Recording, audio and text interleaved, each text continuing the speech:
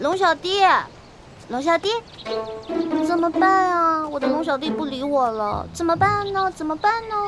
怎么办？怎么办？怎么办呢？那好吧，李一欢，你可知罪？奴婢知罪。那我问你，犯了什么罪啊？奴婢犯了贪吃罪、贪玩罪、贪杯罪。那你打算怎么赎罪啊？奴婢给主子唱首歌吧。如果主子笑了的话，就当原谅奴婢了，好不好？好吧，那你先唱来听听。好的，我现在就给您唱。嘻嘻嘻。主子听好了啊。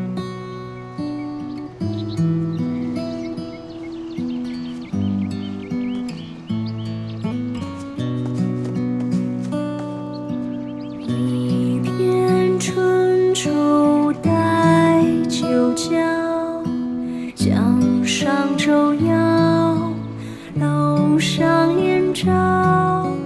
秋娘独语台娘娇，风又飘飘，雨又潇潇。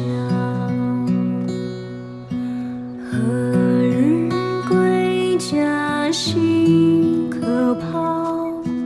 影自生凋，心自相绍。流光容易把人抛，红了樱桃，绿了芭蕉。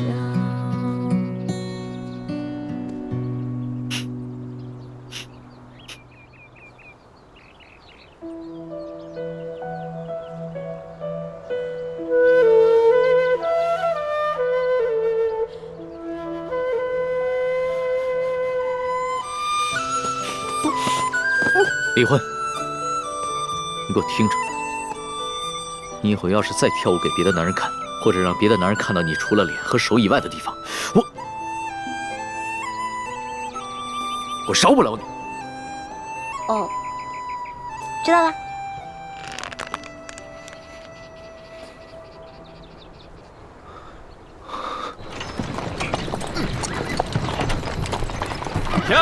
停！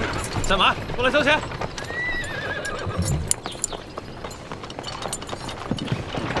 慢点啊！怎么了？我们要过去。废什么话？到那边交钱。交钱。军爷，我们过路要交什么钱啊？要想过关，先交税钱。哦，税钱。怎么不走了？主子，这军爷说了，他要收您的过路钱啊。哎呀，过路钱，你们天天在这收吗？这位军爷，你这收的什么钱？关口要道，过往商旅一律上交税钱2吊。可我们不是商人，为什么还要交税费？不管你是做什么的，只要从我这路口过，就得交钱。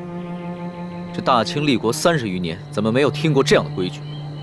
少给我啰嗦！哎，干嘛？干嘛？哼，看你像个贵公子模样，2吊钱拿不出来，不想出钱就别从我这过。好，这钱我出，不过你得告诉我，是谁让你们在这收钱的？这是我们知县大人的命令，你还想怎么着？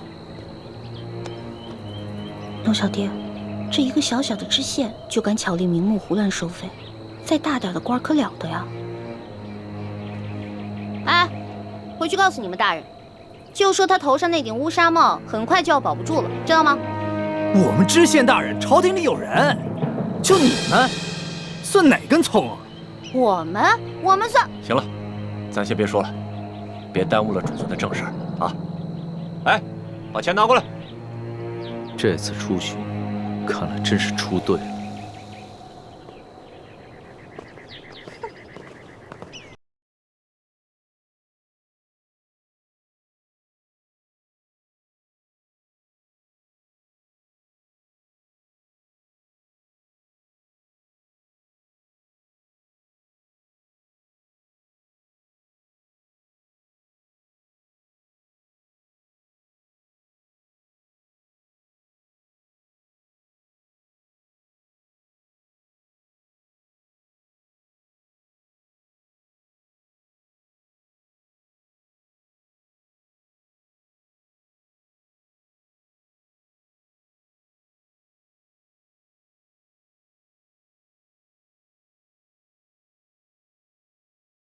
哎，你们呀，真的不知道什么叫王法。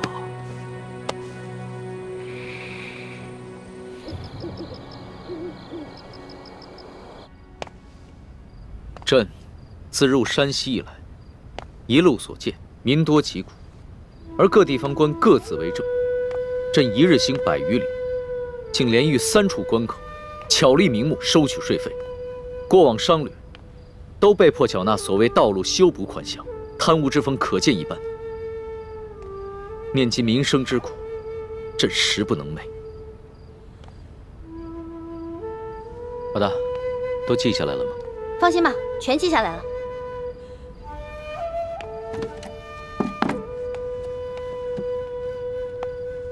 老大，你觉得我能算是一个好皇帝吗？你啊，马马虎虎吧。你别生气啊！你之前跟我说的，让我在你面前不能说假话，只能说真话的。要是你以前这么说的话，可能我还会不高兴。但是现在我不会了。你说的对，我确实只是一个马马虎虎的皇帝，离一个好皇帝还差得远呢，差得远呢。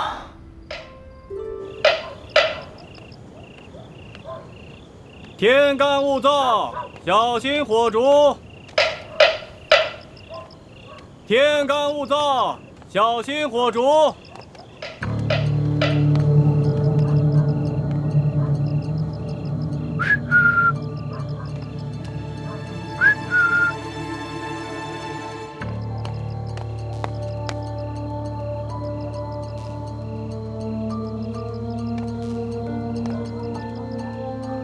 叶师弟呢？哦，他有点事耽搁了，要晚点才到。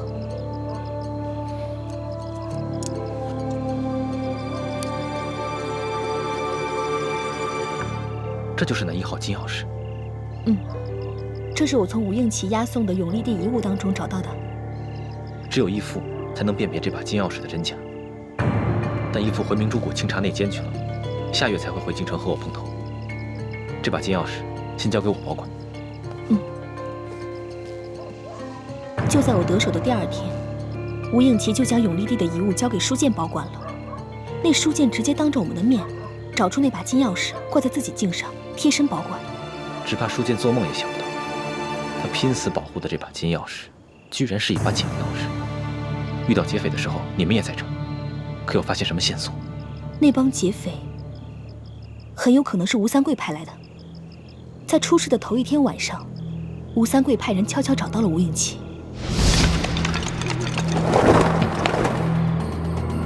父王命你连夜快马赶来，有何急事？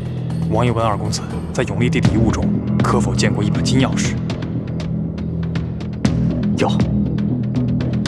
卑职奉王爷之命，请2公子立刻将金钥匙交给卑职，用这把假的金钥匙调包。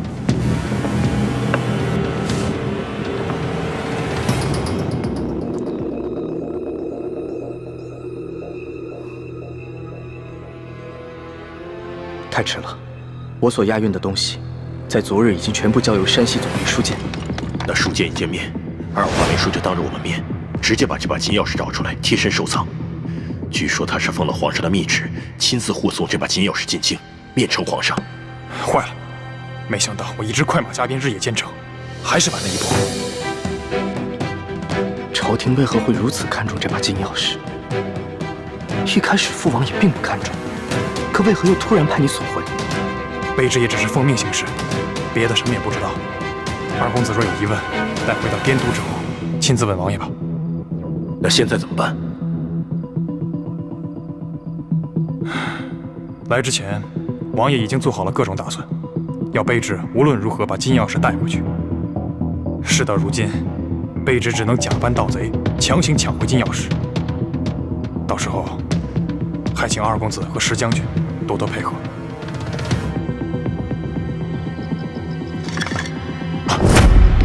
谁？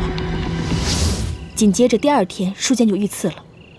石青红率着手下假作抵抗，我和叶师弟自然也不会真的出力。书剑虽然是个好将领，精通兵法，却武功平平，而吴三桂派来的一帮杀手们，个个武功高强，不一会儿就将书剑带的200精兵杀得七零八落。看来，吴三桂已经知道了金钥匙的秘密，否则不会派人连夜追回。只可惜他万万料想不到，我们赶在书剑之前就已经调包了金钥匙。他们不惜劫杀朝廷命官，担了天大的干系，却只找回一把假钥匙。这倒是个好机会。康熙跟吴三桂本来就彼此猜忌，我们正好可以借此机会激化他们的矛盾。那书剑伤势如何？他一直昏迷不醒，但还强撑着一口气。千万要留心书剑伤势的变化，同时留心舒婉心是否出现。如果有意外的话，马上联系我们，千万不能让康熙提前得到消息。我明白。原本你拿到金钥匙，我和叶师弟就准备趁着给书剑寻找良药的机会不辞而别。可如今出了舒婉心这个变故，我们也只能再回到吴应奇的身边了。辛苦你和叶师弟了，我们这边就不如你们那边顺利了。好不容易找到了铜匣，又被人调了包。关于明珠谷的内奸，我和叶师弟也想了很久，却不知该怀疑谁。以后大家行事要更加谨慎，如果有什么行动的话，一定要守口如瓶，千万不能让更多的人知道消息。好，我明白。大师兄，我该赶回去和叶师弟会合，再一起返回吴应奇的身边了，以免石青红起疑心。樊师妹，叶师弟为什么不来见我？他究竟去了哪里？我也不知，问他，他也没说。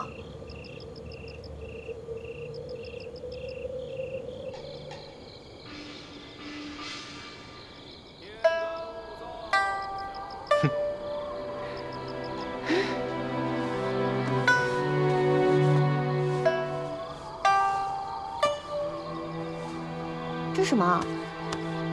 来看看。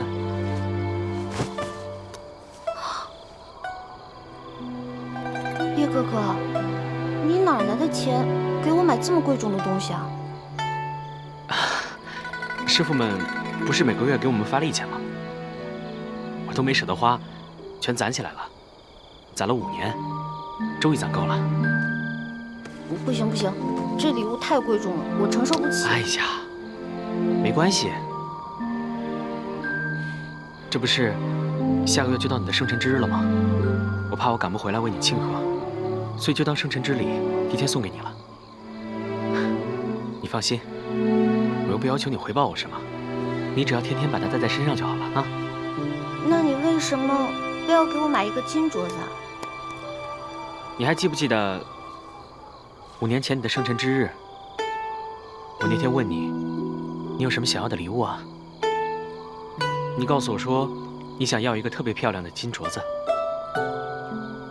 是吗？我不记得了。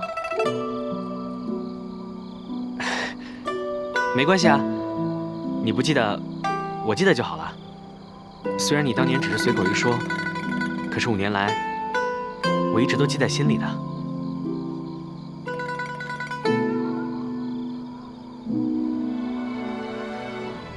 你怎么了？你现在不喜欢金镯子了，还是觉得不够漂亮？没有没有，我觉得这个金镯子很漂亮，但是……哎呀，好啦，喜欢就好，喜欢我的一番心就没有白费。来，我给你戴上。不行不行，叶哥哥，这个我还是不能要。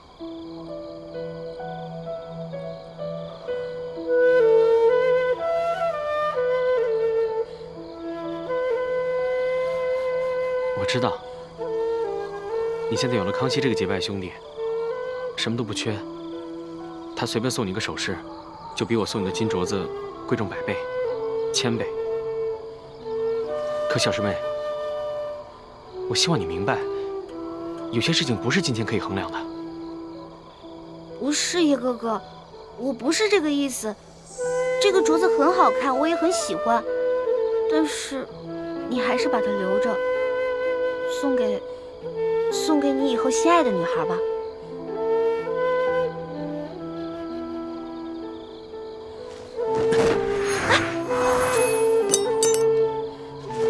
叶哥哥，你干什么呀？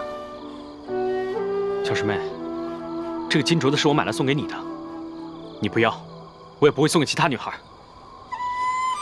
哎，叶哥哥，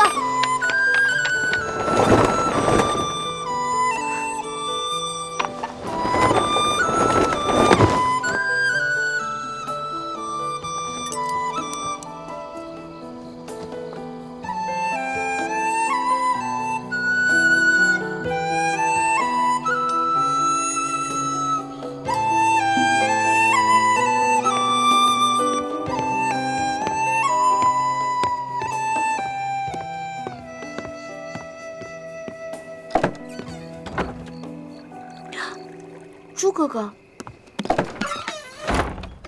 朱哥哥，你怎么在我房间啊？我还没问你呢，这么晚，上哪儿去了？我就随便出去走走。是去见陌生了吧？你怎么知道的？我们从小一起长大，你是什么性子，陌生是什么性子，我能不了解吗？今天晚上，他只让樊师妹来和我接头。自己却不现身，我就疑心着，他一定是想趁我不在的时候，偷偷来找你。你们都说什么了？没说什么，他就是问候了我几句。就只有这些？只有这些。他就没有给你带点礼物什么的？没有，什么礼物都没有。每个月师傅就给我们2吊钱。他哪有钱给我买礼物啊？又不像咱们，可以在宫里捞捞油水什么的。那可不一定。最近几年，这个叶师弟变得十分吝啬，平时呢，连一个铜板都不舍得花。偶尔谷中兄弟们凑钱买酒喝，他总找借口不参与。他这么努力省钱，一定是为了你。下个月就是你生日了，他就没有准备什么生日礼物要给你吗？没有。还说没有？这金镯子哪来的？朱哥哥，你这个人，明明你怎么什么都知道啊？根本瞒不了你。你呀，居然帮陌生来骗我！没有，我没有帮着他来骗你。我只是平时骗别人的时候，谁都听不出来，只有骗你，老是会找出我的破绽。我知道。你是不想挑起我跟陌生的矛盾，对吗？大家都是兄妹，他也只是疼爱我这个小师妹罢了，所以才给我买了一个小小的礼物。这还算是小礼物啊？这可是陌生对你的一片心呢。那如果你要是不喜欢的话，我不带他就行了。你愿意带就带吧。其实，陌生对你的心意，我早就看出来了。但我自信，他夺不走你的。真正让我担心的，其实是另外一个人。时候不早了，你早点休息吧，明天一早还要赶路呢。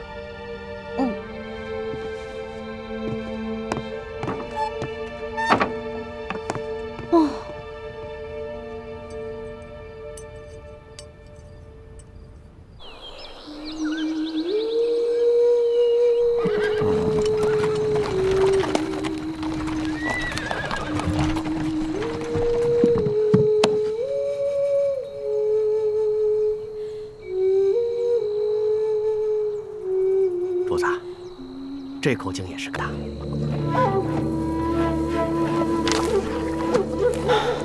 进入山西以来，这旱情是越发的严重了。是啊。老人家，这口井也没水了。啊，这儿也没水了。哎呀，这可咋办呢？老汉带的水早就喝光了，此去我女儿家中，这还有10几里路呢。老人家，我这儿还有一壶水，你先拿去吧。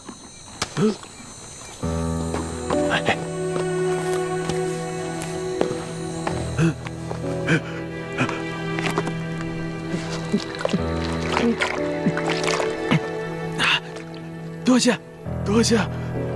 老人家，此次的旱情涉及多大的范围啊？多大范围？这方圆数百里，5万顷土地， 12万人口，颗粒无收，颗粒无收啊！我活了70岁了，这是我见过的最严重的一次旱情呢。哎，多谢啊！老人家慢走。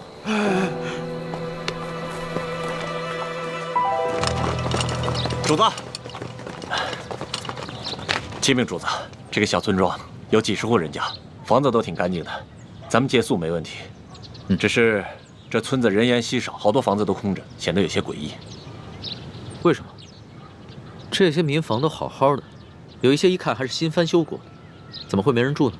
是啊，房子是挺新的，就是没人住。也许这儿不久之前遭过匪患吧。这户院子里倒是有炊烟冒出来，应该有人，我去看看。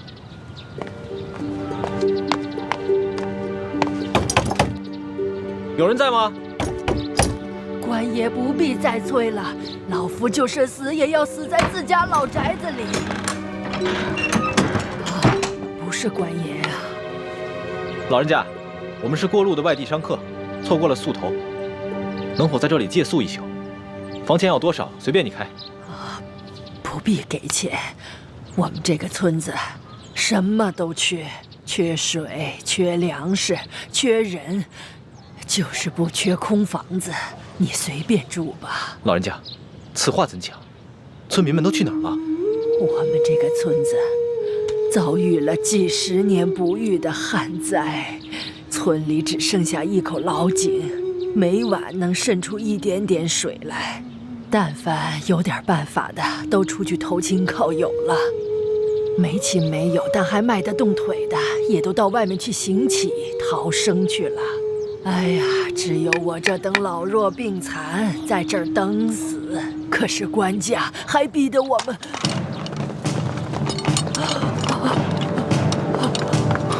快保护主子！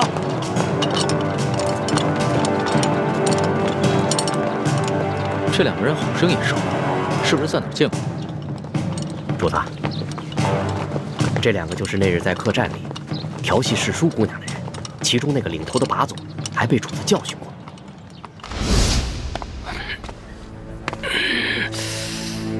怎么回事啊，老杨？这还是个高手呢。吃瘪了吧？哦。干什么？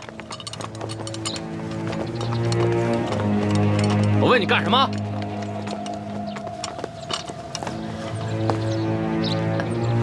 杨婆子，我还正纳闷呢，就凭你不敢抗命啊？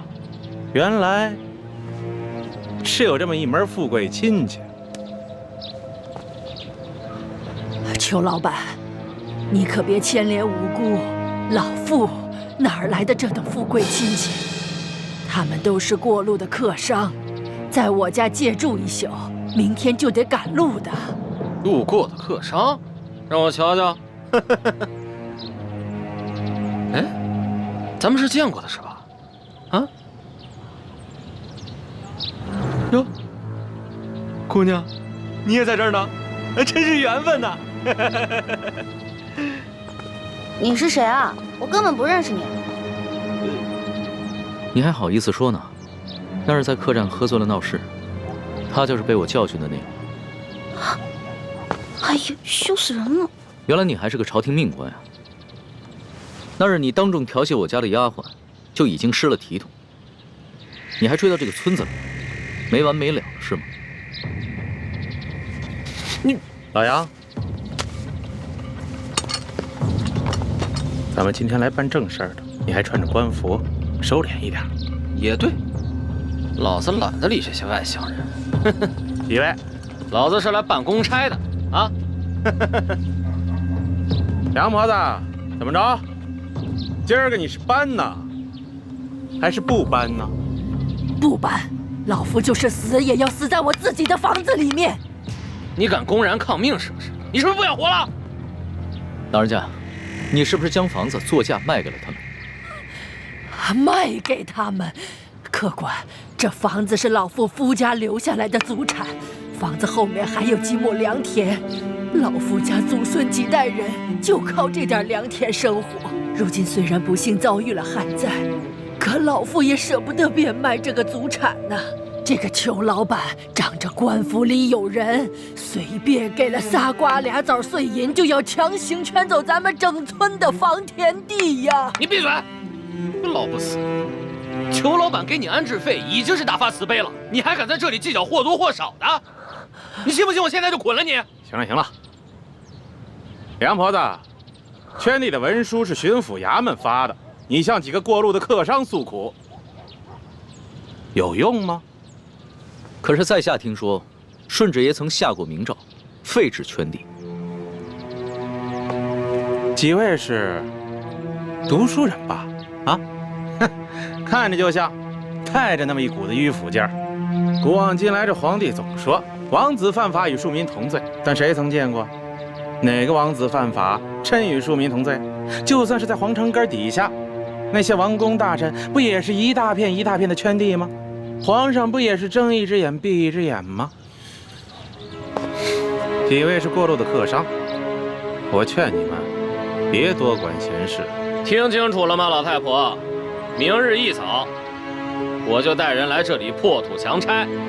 届时你还没搬走的话，那我就把你埋在这破房子里。老夫就在这儿等着你们，我就是死也要死在我自己的老宅子里面。巡抚衙门令，凡是胆敢公开对抗官府者，皆按谋反论处，格杀勿论。所以今天老子就是杀了你，也是在执行公务。最后再问你一遍，搬还是不搬？不搬。那明白了。你既然铁了心不搬了，那也好。那你今天晚上就吃得饱饱的，免得明天做个饿死鬼啊！呸！看什么看？小心我把你双眼给挖出来！哟，瞧瞧，富商家的丫鬟都不一样，脾气这么大，挖我眼珠子？来来，挖！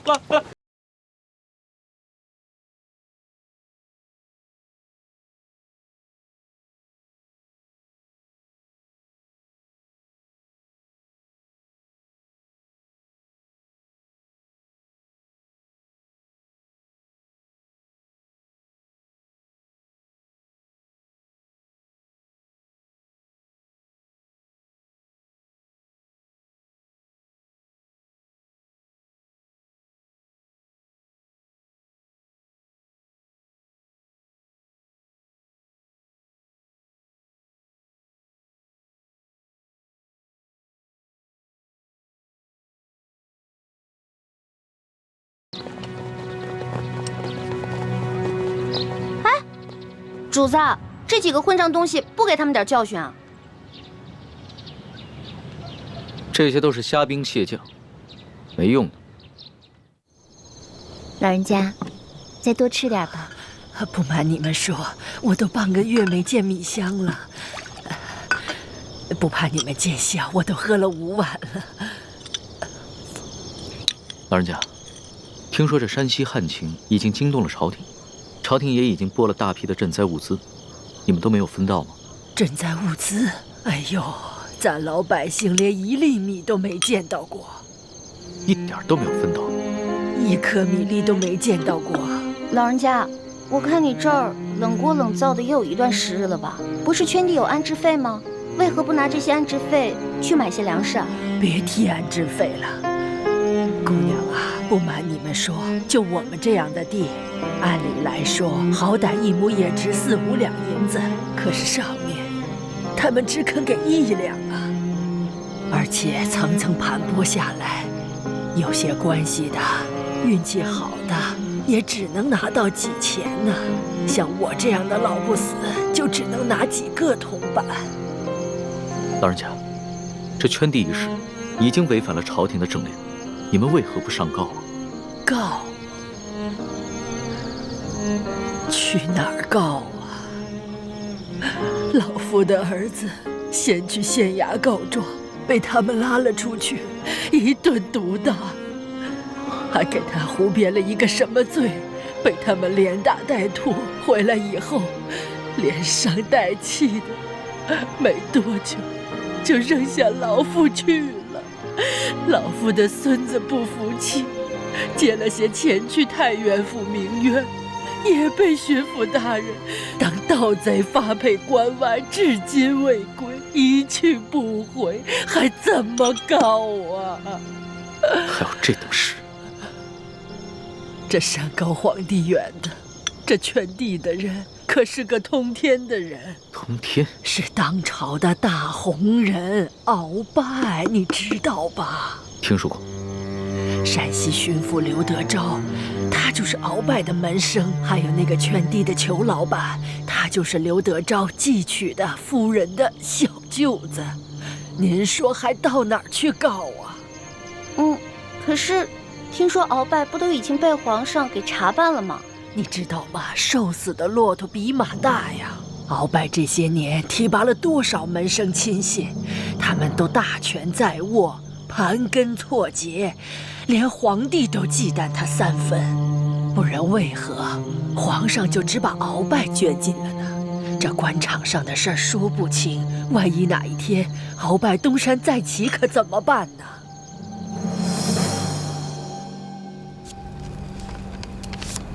好了，主子，今天的见闻全都记下了。你小心收好，等我回京了之后，就一桩一件的查，一个一个的办。主子，消消气，今天晚饭都没有吃，保重龙体要紧啊。走吧。是。这所见所闻，我还怎么吃得下？顺着朝就已经下的禁令，到现在还有令不止，让许多百姓流离失所，无家可归。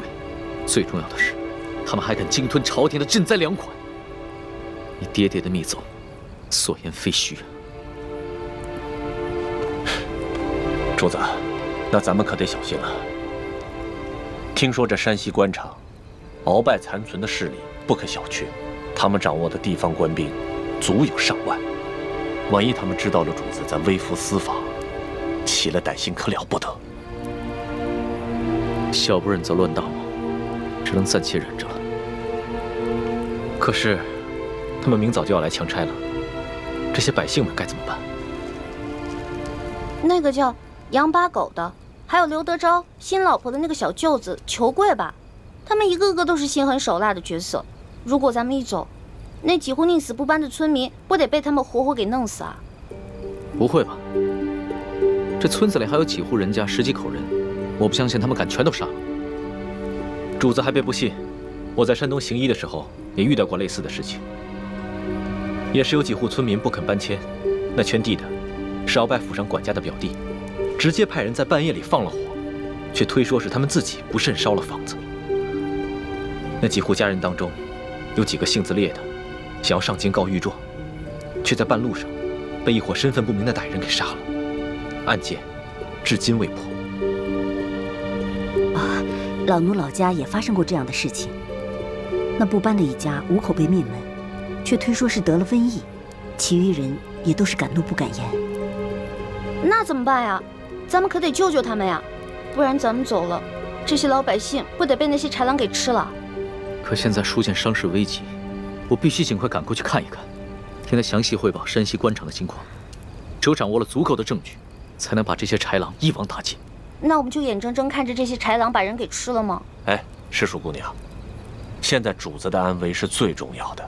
这俗话说得好，强龙不压地头蛇。主子您的身份是万万不可暴露的。这样吧，待会儿我们进村查一下，然后再做打算。这，哎，主子，您瞧，那户人家好像有人哎，你听，他们好像刚生完孩子。只可惜，明天一早就得拖家带口背井离乡。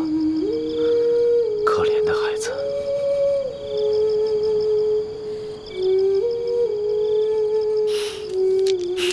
搜通，奴才在。把这个珠子送给他们的孩子，顺便打听一下他们家的情况。这。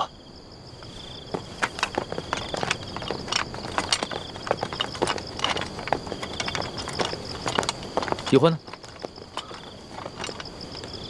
刚刚还在我身后呢。这丫头又乱跑。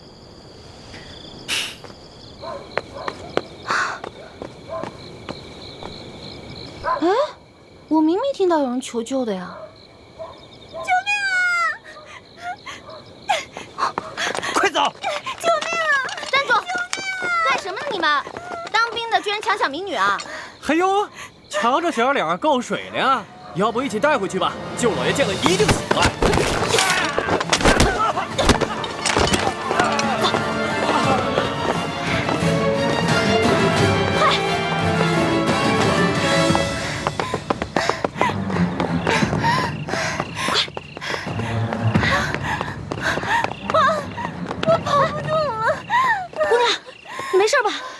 上来了！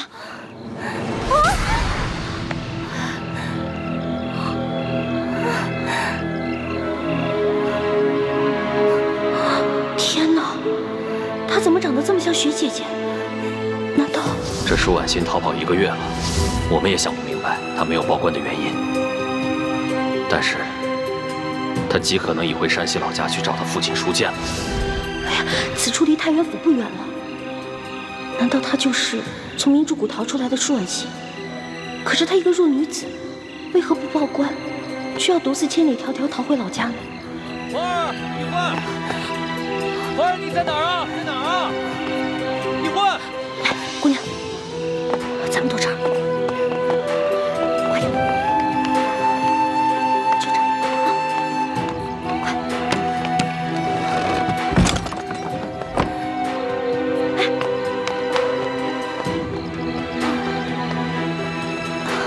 姑娘，没事吧？姑娘，一欢，花儿，一欢。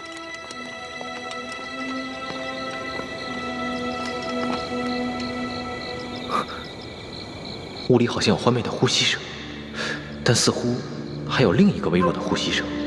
欢妹竟然没有发声，定是事出有因，不便现身。这丫头跑哪儿去了？这丫头真是太不让人省心了。一欢，没事吧？你脸白成这样，是不是特别饿啊？来，姑娘，吃吧。啊，谢谢。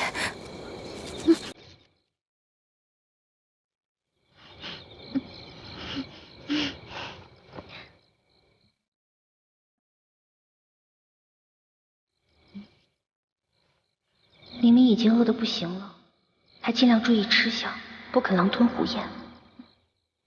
看来应该是出身名门的大家闺秀啊。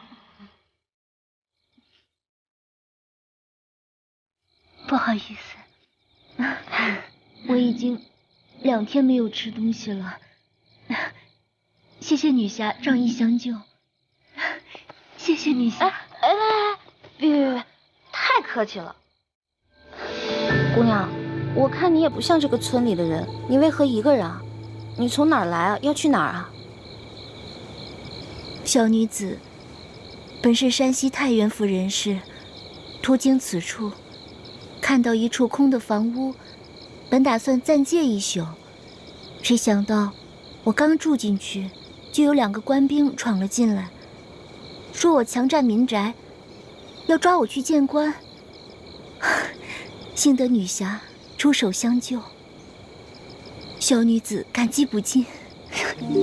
嗨，我根本不是什么女侠，我跟你一样，是途经此地的过客。你我相遇也算是缘分，不如互相留个姓名，他日江湖再见的时候也是朋友了。我叫易欢，你呢？是易女侠。易女侠武艺高强，又仗义助人。小女子能够结识易女侠，是小女子的荣幸。嗨，小女子的贱名不足为道，只是我这出门在外，身上的盘缠没有带足。易女侠家住何处啊？小女子平安回家之后，一定备下薄礼，登门致谢。口风倒是挺紧的，不肯说自己的姓名，反倒盘问起我来了。谢就不必了。我看咱俩年龄相仿，我是顺治12年5月初4生的，不知道该管你叫姐姐还是妹妹啊？小女子出生于顺治11年3月初8，可不就是舒婉欣的生辰？那你比我大，我应该叫你姐姐。姐姐，你一个人手无缚鸡之力，怎么就跑到这儿来了？也没个伴儿陪你啊？唉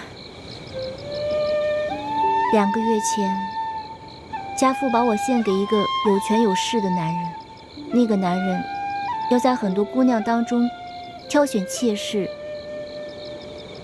我是备选之一。没想到，我还没有到那个男人家，就阴差阳错被人劫走了。直到近日，我才侥幸逃出来。这个有权有势的男人，指的应该就是龙小弟了。还有此等事情啊？那你逃出来以后，为什么不去报官啊？你现在难道要去找那个有钱有势的男人啊？不是这样的。我未曾去报官，是因为那些劫走我的人固然可恶，但是我不恨他们，反而心存感激。为什么呀？家父把我献给那个有权有势的男人做妾，并非出于他的本意，实在是那个男人太有权势，家父不敢违逆。因此，我在心里早已发了誓，若被那男人选中为妾，那我便以死明志。其实那个男人有权有势，也是个不错的归宿啊。你宁死不从，莫非？我看你戴的这块玉应该是鸳鸯玉吧？你戴的这块是雄的，那雌的那块，莫非姐姐已经有心上人了？啊，那我明白了，怪不得你从劫匪那儿逃了以后不去报官，你现在是想去找你心上人啊？实不相瞒，我自幼丧母，和爹爹相依为命。我是真的想在我出走之前，悄悄回一趟家，去看看家父最后一面。他说去看家父最后一面，然后就私奔。那如果他发现他爹快死了，那他肯定就忍不住露面了，这不就麻烦了吗？这院里有人！嘘！一群窝囊废，这事儿还得麻烦我。行了行了，想不到这姓杨的居然能听出我们的呼吸声，那我肯定应付不了，不如叫救命吧。不行啊，要是这样就惊动了龙小弟和索额图，那就更糟了。姐姐，我们躲到那边去吧。走。好。快。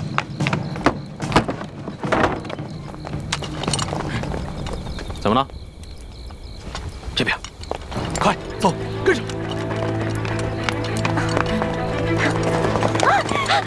这边，这边，追！站住！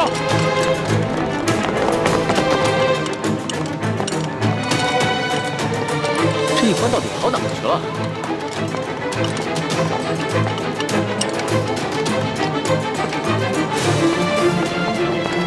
站住！姐姐，姐姐，没事吧？别动，别动！你们干什么呀？不干什么，来啊，拿下带走。是。等会儿，你不是？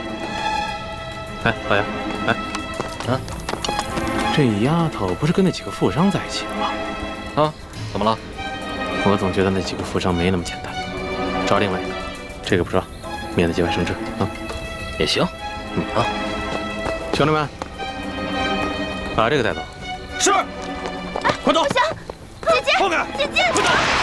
李翔，快点！姐姐，姐姐，别喊了，现在没人能救得了你。那边有好多人声，去看看。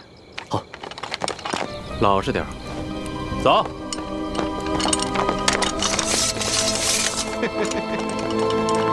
小妮子，没看出来还是个练家子。之前是不是把我的兵给打了？你脾气还真是烈呀！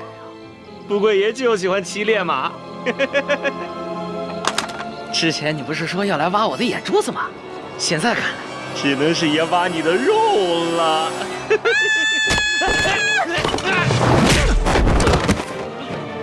老大，你没事吧？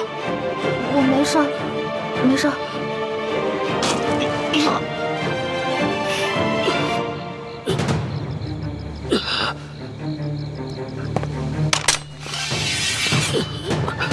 你们别乱来，我可是朝廷命官。主子，他敢轻薄一环，死有余辜。你见杀了他已经便宜他了。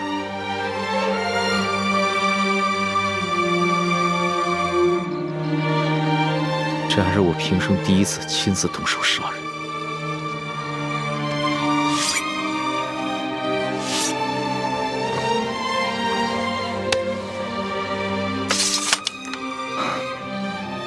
杀害朝廷命官可是大罪，这样一来，很容易暴露身份。杀了就杀了，想办法善后。这三更半夜的，你到处跑什么呀？喊你也不应，你知不知道我们很担心你啊？我是晚上没吃饱饭，本来想看看村里有没有什么鸡填饱一下肚子，结果找了一圈没有，就遇上这个坏蛋了。饿死鬼投胎啊！天天就想着吃，除了吃你还能知道什么呀？我还知道饿。你看看你这个妹妹，脑子里装的都是什么东西？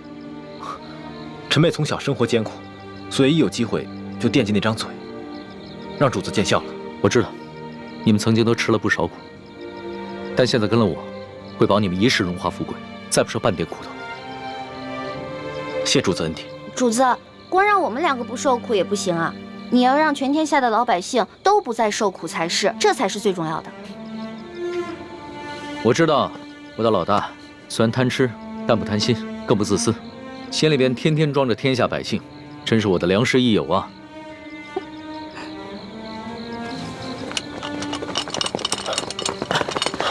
主子，主子，这怎么回事？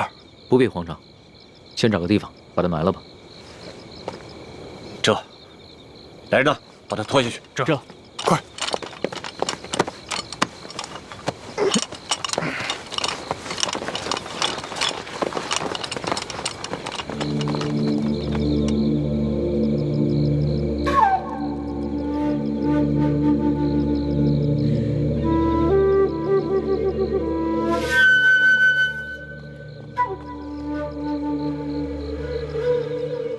主子，那个杨八总的尸体，我已经在外面埋好了，同时奴才安排了人手守住了各个路口，现在连一只苍蝇也不会再飞进来了。办得好。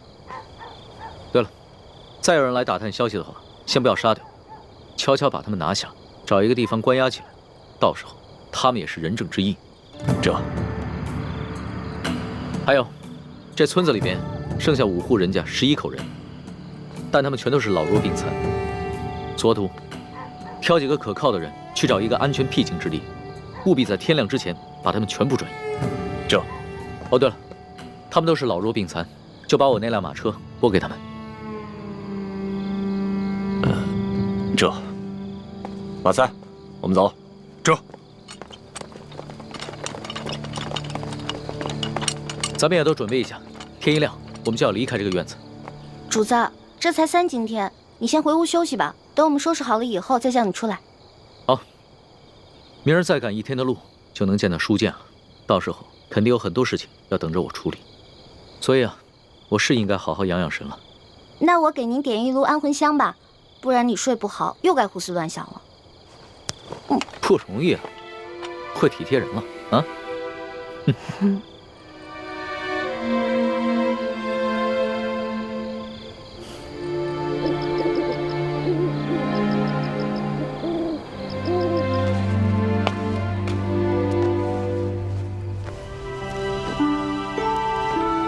主子睡着了。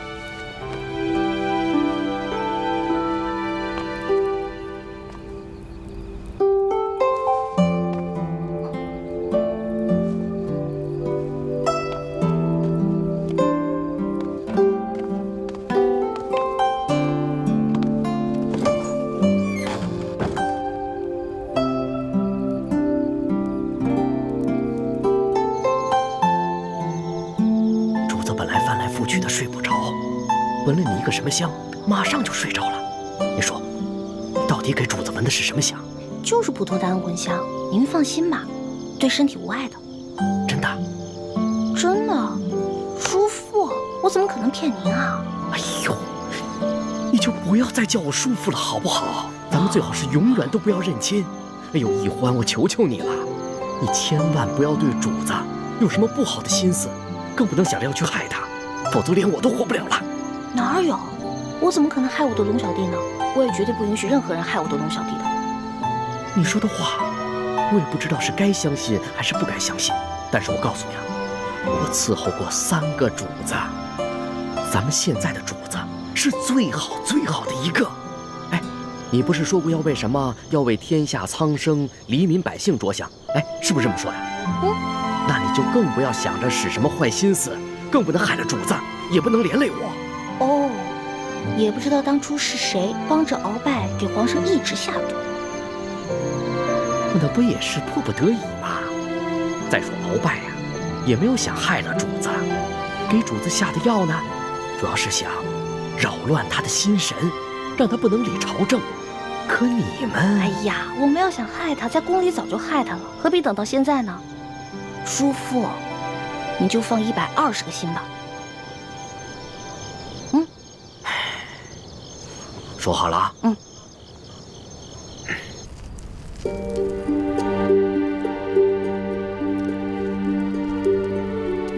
我给康熙下的安魂香的分量很轻的，索额图在安排村民，很快就会回来，咱们得抓紧时间。你能确定那姑娘就是舒婉欣吗？我看看。当然了，我生辰都对了，错不了。幸好他被刘德昭的小舅子给抢走了，否则被索额图发现，那可就麻烦了。可他现在落在恶霸手里，不定后果怎么样呢？咱们得去救他。都什么时候了，你居然还想着去救舒婉欣，怎么敌友不分呢？六师傅，他不是咱们的敌人，他是无辜的。他威胁到咱们的大业，那就是我们的敌人。可是你这话说的不对，六师傅。怎么不对了？我们替先帝报仇，光复大明，那才是大是大非。这些小事情根本就不用计较。六师傅，一欢说的没错，舒婉欣必须得救。她从明珠谷逃出来以后，一直没有报官说出自己的真实身份，是想着悄悄和自己的心上人私奔。但眼下她落在了刘德昭小舅子手里，为了自保，她很有可能说出自己的身份。刘德昭知道真相后，必定会上报朝廷。那样的话，倾城的身份也会暴露。可我们眼下怎么救呢？我们亦不熟悉路线，又不知道他们把人抢到了何处，而且这天就要亮了，实在是来不及啊。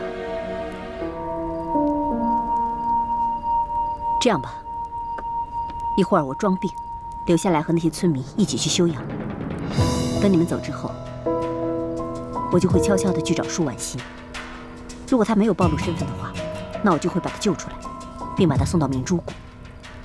倘若她暴露了自己的身份，那我只能杀了她，和所有知情的人以绝后患。六师傅，你不能这样。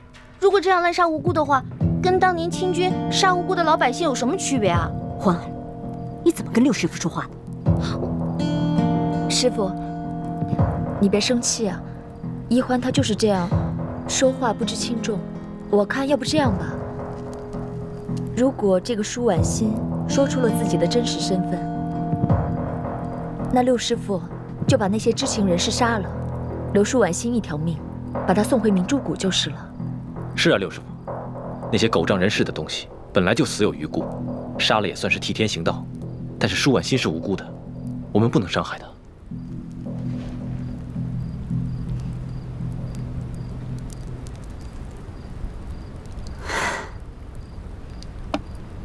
既然太子都已经这么说了，那就这么决定吧。谢谢六师傅。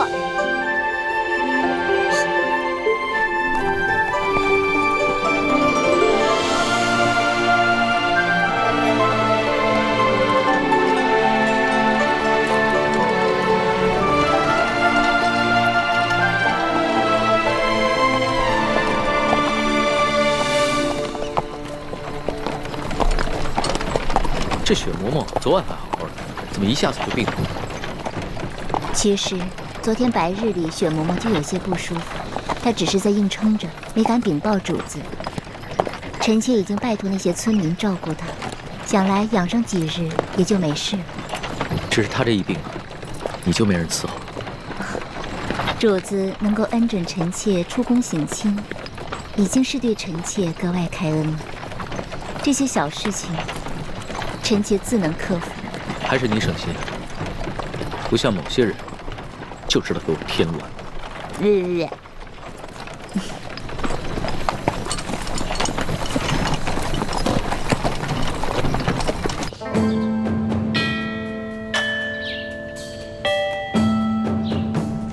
左徒派人送来了密奏，说皇上已经进了山西境内，应该很快就能悄悄地见到书剑了。这是皇上第一次微服出京，只愿皇上能托皇祖母的福，顺顺利利、平平安安的就好。玄烨他是爱新觉罗的子孙，他若是只在紫禁城的方寸之间长大，他怎么能够管好这万里江山？让他出去历练历练也好啊。纵然会有一些波折意外，但皇上乃天子之命，也必定能化险为夷。皇后不必太过担忧。妾身别的倒不担忧，只是不放心这李氏兄妹二人。你放心吧，哀家再三的嘱咐索图和李德福，让他们盯牢了李氏兄妹。况且李氏兄妹若要真的有图谋不轨，那在这宫里头早就应该下手了。既然他们没有异常举动，就说明他们的目标并不是暗害皇上。此次山西之行也能让皇上和我们大家都能看清楚，这李氏兄妹值不值得信任。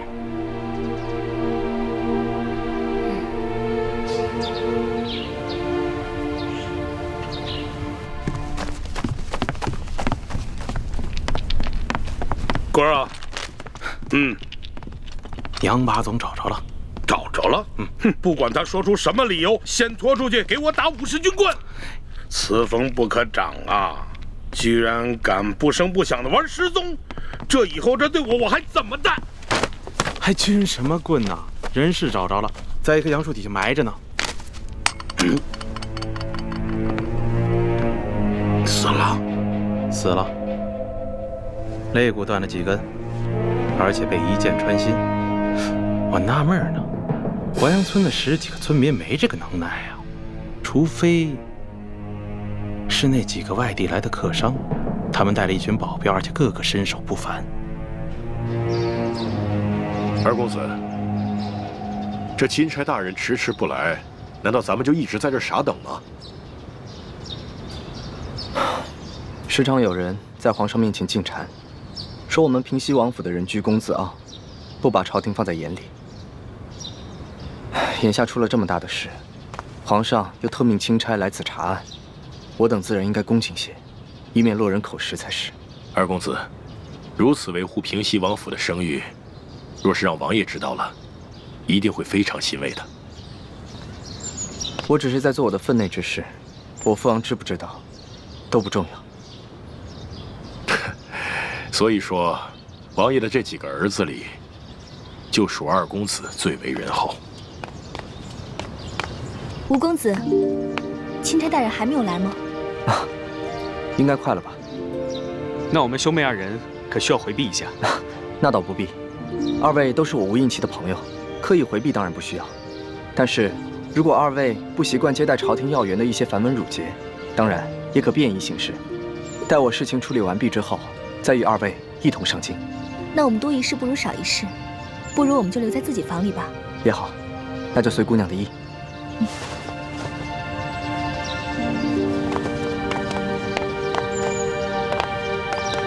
秋贵啊，你的意思是说，杨把总是被这几个客商所杀？要我看，不但杨把总是被他们杀的，连那10几个失踪的淮阳村民，也跟他们脱不了干系。